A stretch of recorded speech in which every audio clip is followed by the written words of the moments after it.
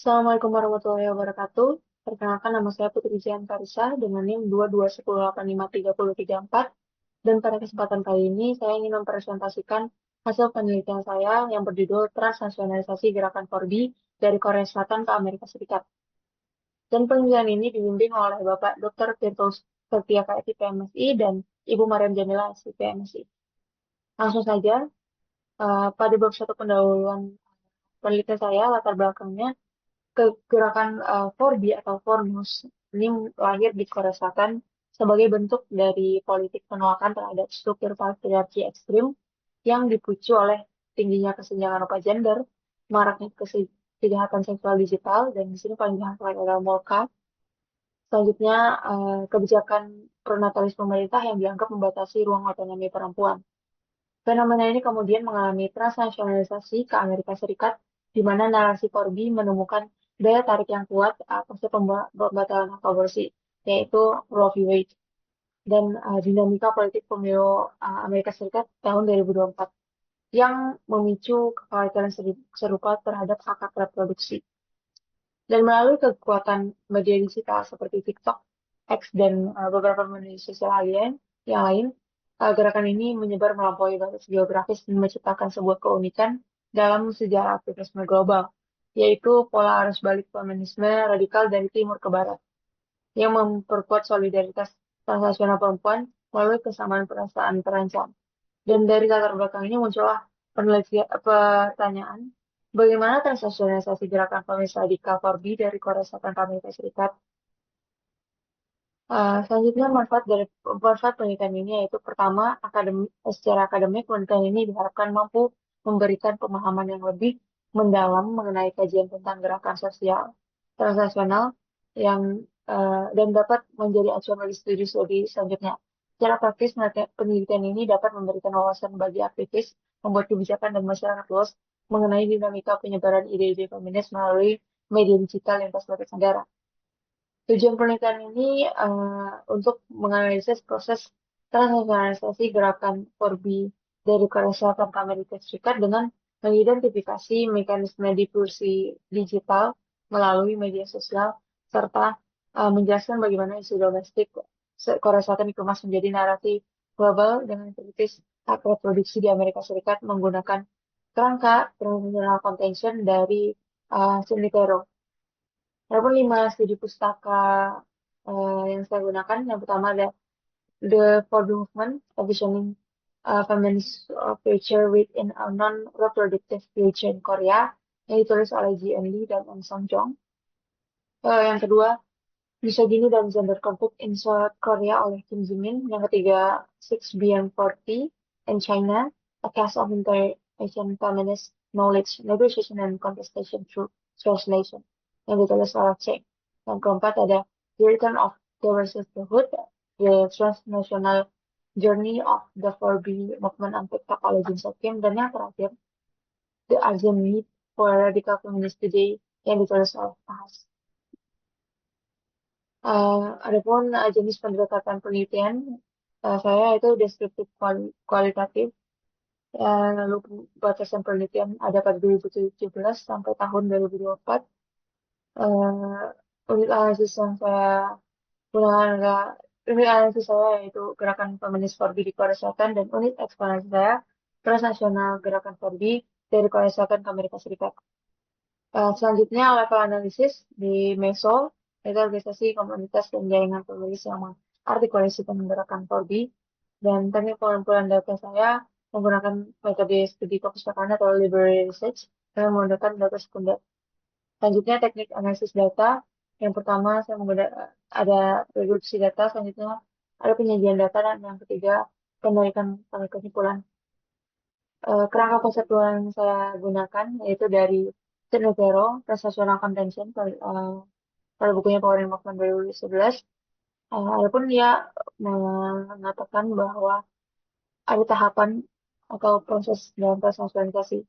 Ada 5, yang pertama adalah domestication, yang kedua ada global farming, yang ketiga transnational diffusion, yang keempat externalization, dan yang kelima transnational coalition formation. Selanjutnya sistematika penulisan pada bab 1 pendahuluan, bab 2 sejarah kemunculan dan berkembang gerakan Forbi di Korea Selatan. Yang ketiga, penyebaran Forbi dari Korea Selatan dan pengadaptasiannya di Amerika Serikat. Yang keempat, analisis transnasionalisasi gerakan Forbi melalui transnational convention. Dan yang terakhir, bab 5 ada penutup. Selanjutnya di bab 2 saya membahas sejarah munculnya dan perkembangan gerakan PABI yang berfokus di Korea Selatan.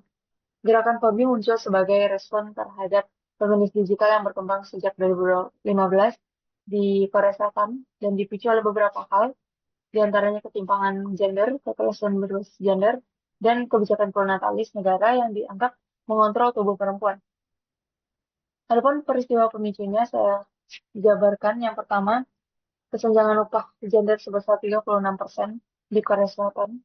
Di sini saya ada memperlihatkan grafik dari OECD, di mana OECD sendiri itu Organization for Economic Cooperation and Development yang terdiri dari 38 negara anggota dan salah satunya Korea Selatan. Di sini Korea Selatan mencapai 36% di antara negara-negara lainnya yang hanya mencapai 25% paling tinggi pada gender weight gap. Yang kedua, pemicu adanya gerakan Corby ini yaitu pembunuhan di Gangnam Station pada 2016, di mana pembunuhan ini dilakukan oleh seorang pria berumur 23 tahun yang membunuh perempuan di toilet unisex Gangnam Station atau stasiun Gangnam, dan yang membunuh seorang perempuan. Dan saat dimintai keterangan, pelaku mengatakan bahwa ia melakukan penusukan brutal dengan alasan balas dendam karena sering ditolak oleh perempuan dan sering diabaikan. Dan hal ini memicu eh, kemarahan dan diskusi publik di Korea Selatan. Ditambah lagi eh, polisi atau pihak yang berwajib menyanggah bahwa ini adalah hate crime karena eh, Pak polisi mengatakan bahwa pelaku ini menderita gangguan mental seperti skizofrenia, makanya ia melakukan hal tersebut. Dan ini saya lihatkan bahwa ada banyak post-it atau sticky note yang ditempelkan di exit gate nomor 10 stasiun Gangnam. Banyak warga Korea Selatan yang menempelkan post-it berisikan kata-kata seperti pesan-pesan anti misogyni, seperti saya hidup sebagai perempuan. Ataupun kayak kekerasan terhadap perempuan adalah masalah sosial. Kegiatan ini disebut sebagai sticky activism, merupakan sebuah bentuk aktivisme feminis yang menggabungkan antara media sosial dengan aksi fisik untuk eh, menantang narasi dominan. Dan eh, adanya peristiwa ini memicu terbentuknya eh, forum-forum online, forum-forum feminis online seperti Megalia di Korea Selatan. Tentunya peristiwa pemicunya ada eh, peta kelahiran nasional atau National Birth Map yang dikeluarkan atau diluncurkan oleh Kementerian Dalam Negeri Korea Selatan, di mana di pada peta tersebut ada wilayah-wilayah di Korea Selatan yang diwarnai dengan warna merah muda gelap dan merah muda terang.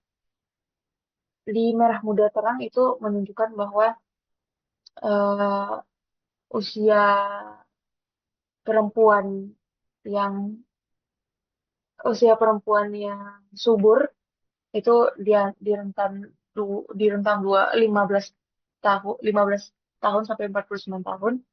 Kalau yang gelap itu jumlah perempuan berusia 15 sampai 49 tahun itu sebenarnya lebih tinggi. Lalu untuk yang lebih terang berarti jumlah perempuan usia suburnya lebih sedikit.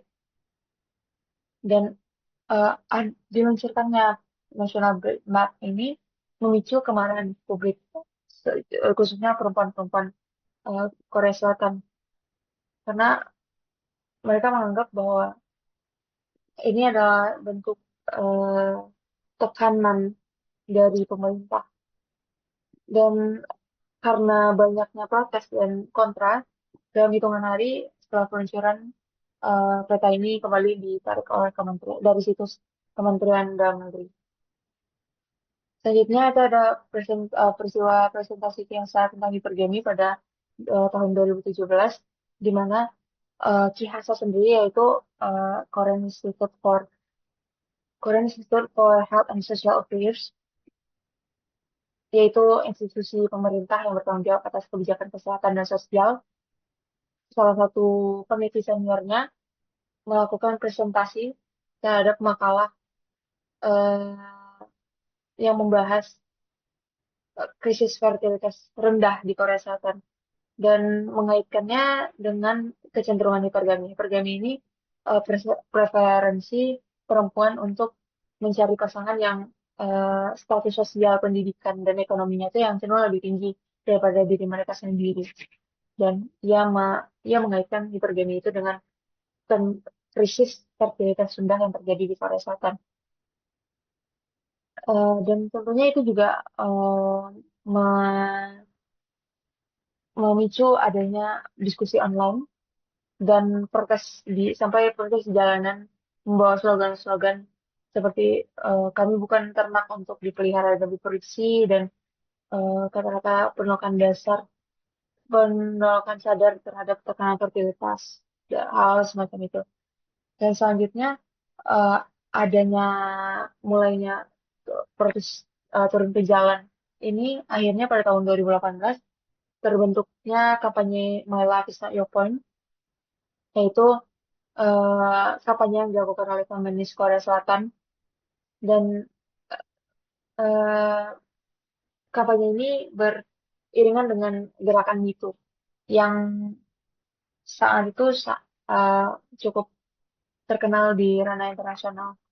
Dan My Life is Not Your Point ini menargetkan ke eh, kasus Morka atau dalam bahasa Korea itu Mola kamera, dalam bahasa Indonesia diartikan kamera tersembunyi. Yang kamera tersembunyi ini eh, merekam eh, gambar-gambar intim perempuan seperti abstrak, lalu juga rekaman di dalam kamar mandi, ruang ganti di publik juga. Lalu eh, video-video ini setelah direkam disebarkan secara online dan eh, banyak pelaku dari mereka ini adalah eh, laki-laki atau pria. Pada tahun 2021 itu melonjak, kasus ini melonjak dari 990 sampai 3.638 kasus. Dan akhirnya kampanye itu akhirnya karena ada kasus tersebut sebelah kampanye secara online dan juga offline yang menyuarakan bahwa my life is not your phone. Selanjutnya karena maraknya atau karena banyaknya kasus-kasus yang menyebabkan kemarahan dari perempuan, akhirnya perempuan di Korea Selatan itu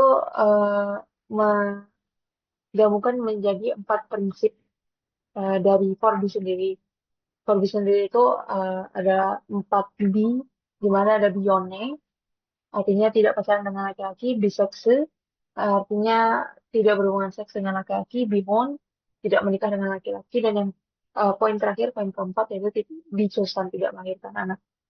Pencapaian tantangannya itu meningkatkan kesadaran publik tentang misogini struktural, menghadapi stigma sosial dan kritik sebagai gerakan ekstrem. Selanjutnya di bab ketiga, yaitu membahas tentang penyebaran eh, gerakan 4B dari Korea Selatan dan pengadaptasiannya di Amerika Serikat. Em, Pada bab 3 ini, penyebaran digital awal, yang saya bahas ada penyebaran digital awal, digital awal, yaitu disebut juga dengan digital division.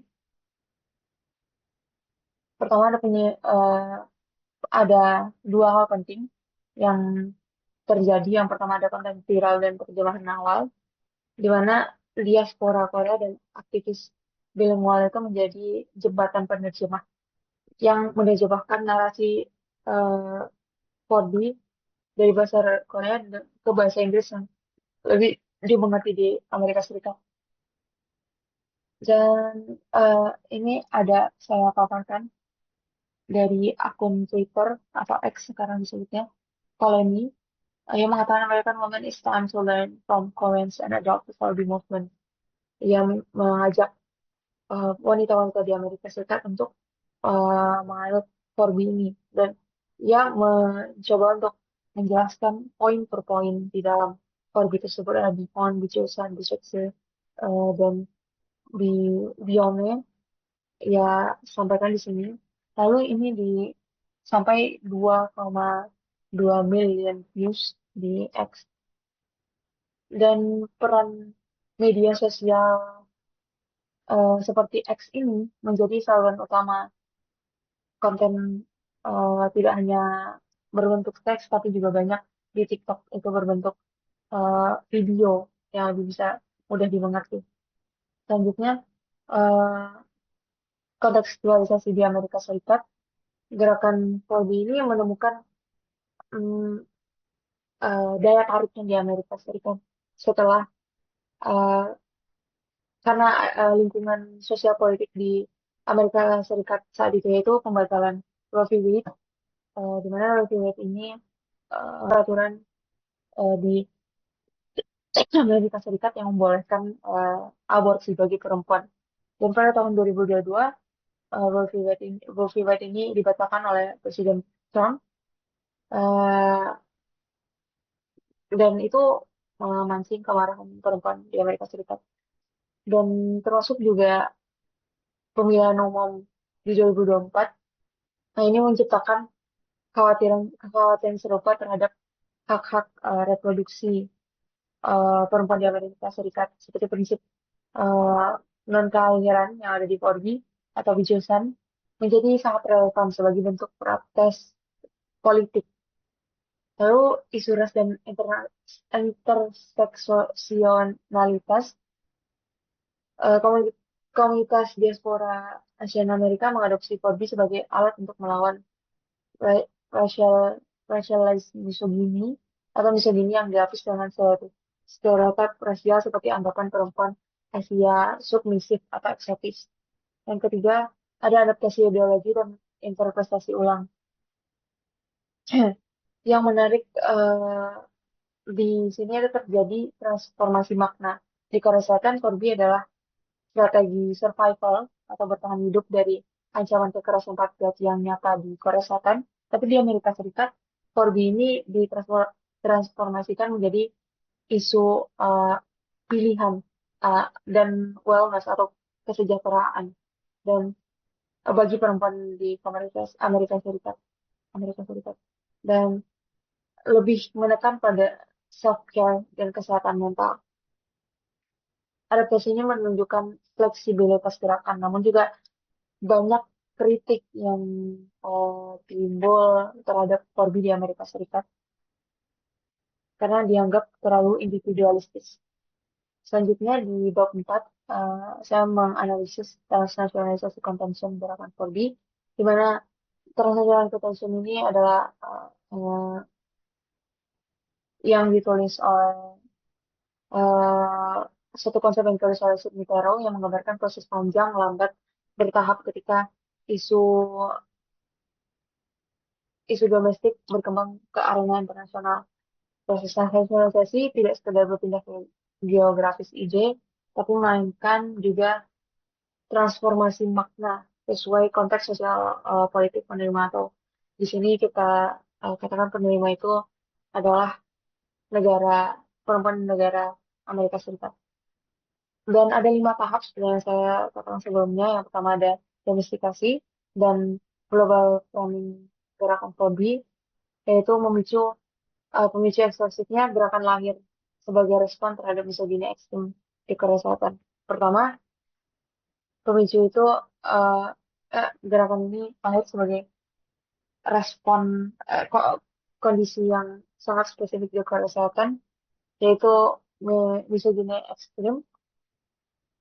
Dan lalu gerakan ini berkembang melalui forum lokal seperti Megalia dan Womet yang menciptakan ruang aman bagi perempuan untuk berbagi pengalamannya. Represif Phobia eh, sebagai taktik survival, empat, empat prinsip penolakan ini dikembangkan sebagai strategi bertahan hidup melawan struktur patriarki domestik yang sangat opresif. Kemudian kan gerakan ini masuk ke tahap global warming atau pembingkaian global, yaitu proses membingkai isu domestik Korea menjadi narasi yang relevan secara global. Ada dua mekanisme. Yang penting di sini yang pertama, translasi isu lokal menjadi universal. Di sini diaspora dan aktivis bilingual sebagai penerjemahnya. Yang kedua, eh, dari masalah Korea Selatan seperti eh, biaya pernikahan yang tinggi, lalu biaya hidup setelah mendapatkan anak, dan juga keluarga mertua menjadi isu global seperti beban ganda gender dan toxic dating. Pemicu krisis hak di sini di Amerika Serikat yaitu kasus Ante Harum pada 2020, bukti misogini digital global. eh, Kasus Ante Harum sendiri itu adalah skandal pornografi digital massal di Korea Selatan yang menunjukkan bahwa misogini digital adalah ancaman global dan bukan hanya masalah Korea Selatan. Selanjutnya pembatalan Roe v. Wade pada tahun 2022, keputusan Mahkamah Agung eh, tentang pembatalan hak aborsi ini membuat prinsip bijusan atau non kelahiran relevan sebagai bentuk protes politik terhadap kontrol atas tubuh perempuan. Dan yang ketiga, pemilu Amerika Serikat 2024, eh, ini dinamika politik yang mempertajam isu hak reproduksi dan membuat banyak perempuan di Amerika Serikat merasa terancam, sama seperti di Korea Selatan. Selanjutnya ada mekanisme difusi transnasional. Nah, mekanisme difusi transnasional atau transnational division adalah tahap ketiga. Di dalam transnational division ini ada eh, tiga jenis. Yang pertama itu eh, direct diffusion atau difusi langsung. Dan di mana difusi langsung ini terjadi ketika aktivis Korea Selatan secara langsung berkomunikasi dengan audiens internasional melalui konten berbahasa Inggris di platform global. Lalu yang kedua, indirect diffusion, di mana difusi tidak langsung. Eh, ini adalah mekanisme yang paling dominan, di mana konten tentang 4 disebarkan oleh pengguna media sosial yang bukan aktivis inti, tetapi terkait dengan narasi gerakan tersebut. Lalu mereka membagikan eh, video-video tentang 4 ini, lalu mengomentari dan memproduksi ulang konten 4. Dan akhirnya eh, konten-konten tersebut viral. Yang terakhir ada divisi malware atau indirect diffusion, di mana diaspora Korea, jurnalis dan akademisi berperan sebagai broker yang menghubungkan gerakan Korea Selatan dengan audiens global dengan cara mengontekstualisasikan isu dan menerjemahkan nuansa budaya. Selanjutnya ada tahap keempat, eksternalisasi atau validasi dan legitimasi internasional, di mana tahap ini sangat menarik karena menunjukkan adanya arus balik dari internasional ke domestik. Ada dua pola penting. Yang pertama itu tekanan balik ke Korea Selatan ketika gerakan Polbi mendapatkan liputan media global yang positif. Hal ini digunakan oleh aktivis di Korea untuk memvalidasi perjuangan mereka yang menantang narasi negatif dari media domestik Korea Selatan yang sering mendiskreditkan mereka sebagai ekstremis. Lalu yang kedua ada ruang virtual aman. Aktivis di Korea Selatan menggunakan platform internasional untuk mendiskusikan kritik internal secara lebih terbuka. Lalu yang terakhir, tahap terakhir pembentukan koalisi transnasional atau transnational coalition. Eh, ini merupakan hal unik dari eh, gerakan Forbi adalah pembentukan koalisinya. Ini bukan organisasi formal. Forbi sendiri bukan organisasi formal yang struktur hierarkis, melainkan jaringan diskursif yang disatukan oleh kesamaan pengalaman, terutama terutama penolakan terhadap kontrol tubuh dan patriarki. Namun pembentukan koalisi ini juga menghadapi tantangan, terutama isu seksionalitas, yaitu banyak juga feminis dari Amerika Serikat yang mengkritik bahwa prinsip Orbi ini terlalu homogen dan tidak cukup inklusif terhadap isu ras, kelas, dan identitas gender non-binary. Selanjutnya, ah, dan bab terakhir yaitu bab kelima penutup kesimpulan eh, dari penelitian saya itu penelitian ini menyimpulkan bahwa transnasionalisasi gerakan pergi dari Korea Selatan ke Amerika Serikat merupakan fenomena unik yang membalikkan arus feminis tradisional dari timur ke barat atau east to west. Proses ini berhasil melakukan melalui mekanisme difusi digital di media sosial seperti TikTok dan X atau sebelumnya disebut Twitter yang merupakan sebagai saluran difusi tidak langsung, di mana isu domestik Korea Selatan dikemas ulang menjadi narasi global yang relevan dengan kondisi sosial politik di Amerika Serikat. Keberhasilan adopsi gerakan ini di AS dipicu oleh adanya kesamaan perasaan terancam atau shared eh, grievances terhadap patriarki dan mundurnya hak-hak reproduksi pasca pembatalan Roe v. Wade yang pada akhirnya membentuk koalisi ideologis transnasional meskipun tanpa struktur organisasi formal.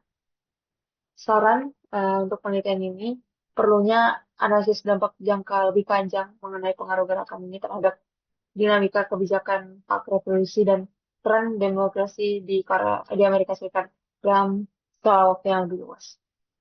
Sekian eh, presentasi hasil penelitian saya. Eh, Kalau ada kurang, saya mohon maaf. Terima kasih atas perhatiannya. Saya tutup. Assalamualaikum warahmatullahi wabarakatuh.